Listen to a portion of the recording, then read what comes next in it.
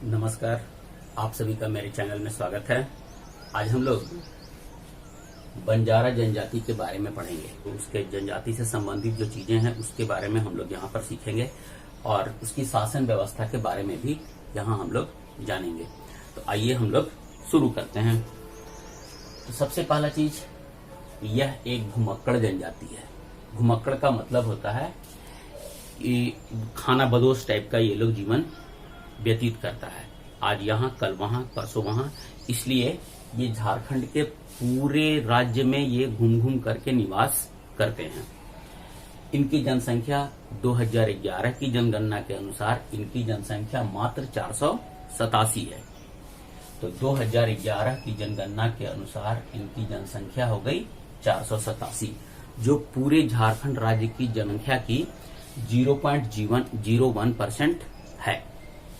तो झारखंड के टोटल जनगणना का प्रतिशत कितना है? 0.01% है। और 2011 की जनगणना के अनुसार कुल जनसंख्या कितनी है? 487।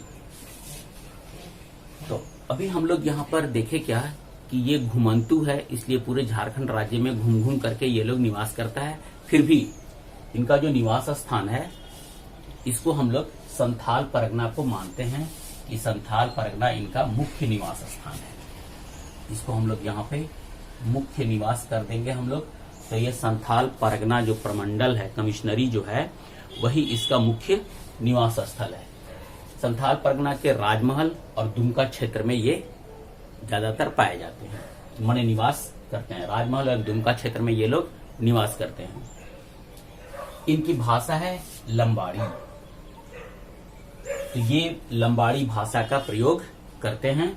बंजारा जनजाति जो है ये 1956 ईस्वी में बंजारा जनजाति को अनुसूचित जनजाति में शामिल किया गया।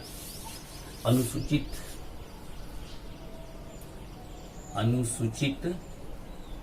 जनजाति में 1956 ईस्वी में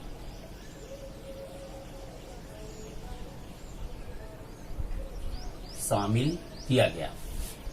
ये क्वेश्चन बहुत इंपॉर्टेंट है कि बंजारा जनजाति को अनुसूचित जनजाति में कब शामिल किया गया? तो 1956 ईस्वी में। इसके बाद हम लोग देखेंगे ये जो बंजारा जो जनजाति है इसको 4 समूह में बांटा गया है। वो 4 समूह कौन कौन है? चौहान, राठौर, पवार और उर्वा। इसका समूह कितना हो गया? 4। चौहान, राठौर, पवार और उर्वा। अब हम लोग इनके यहाँ जो शादी विवाह जो होता है उसके बारे में हम लोग यहाँ पर चर्चा करते हैं। इनके यहाँ वधू मूल्य का रिवाज प्रचलित है। इनके यहाँ विधवा विवाह प्रचलित है। विधवा विवाह को नियोग कहते हैं के नाम से जाना जाता है। नियोग के नाम से, विधवा विवाह को नियोग के नाम से जाना जाता है। तो ये इसको हम लोग ऐसे देख लें।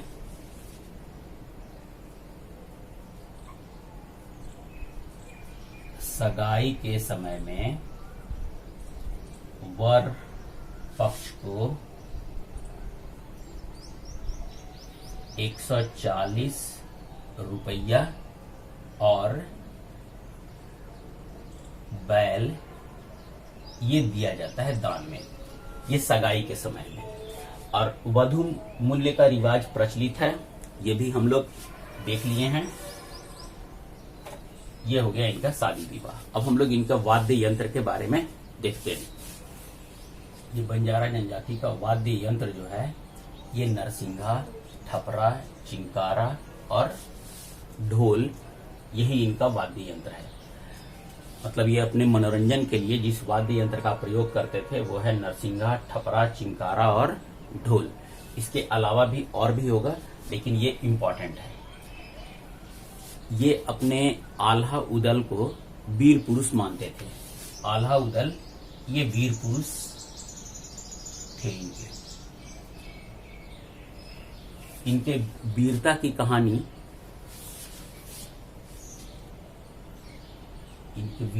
कहानी लोकगीतों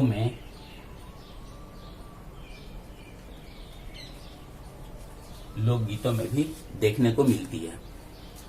तो आल्हा उदल कौन थे? तो ये इनके वीर पुरुष थे, इन्हीं को ये लोग वीर पुरुष मानता था।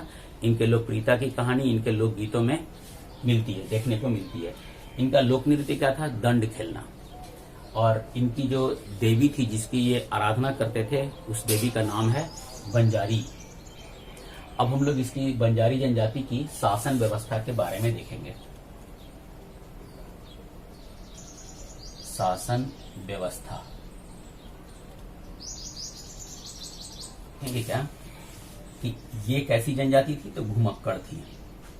घुमक्कड़ जनजाति होने के कारण ये एक जगह पे निवास नहीं करते थे, एक स्थल पे अस्थायी रूप से निवास नहीं करते थे, जिसके कारण इनका कोई अपना शासन व्यवस्था इनका था नहीं।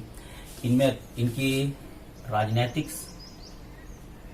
राजनैतिक शासन व्यवस्था का अभाव था।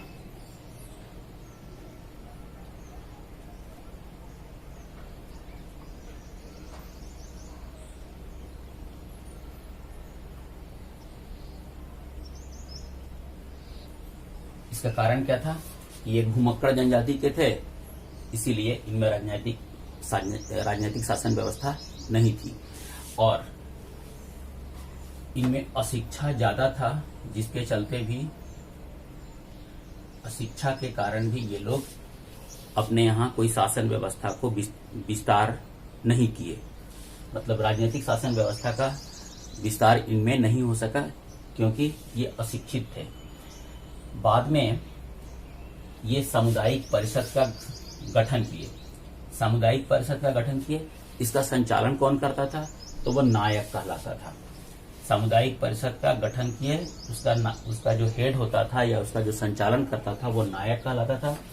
नायक का जो चुनाव होता था, इसका चुनाव ये अपने बंजारा जनजाति में से ही किया जाता था। बंजारा जनजाति, तो सामुदायिक परिषद का जो संचालन करता था वो नायक कहलाता था। नायक का चुनाव बंजारा जनजाति में से ही किया जाता था। वर्तमान में बंजारा सेवक संघ संगठन का इन्होंने गठन किया। बंजारा सेवक संघ, ये है संगठन, इसका ये लोग गठन किया। जो शासन व्यवस्था है इनमें सुधार आएगा। और अभी इनका जो वर्तमान में जो इनका शासन व्यवस्था है, ये हमारी पंचायती राज शासन व्यवस्था से ही चलती है। तो वर्तमान में इनका जो जनजाति का शासन व्यवस्था है वो वर्तमान सरकार की पंचायती शासन व्यवस्था से चलाई जाती है।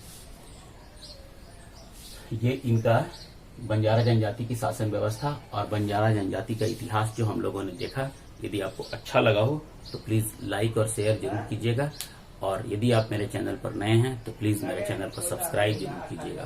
पूरा वीडियो देखने के लिए बहुत बहुत धन्यवाद।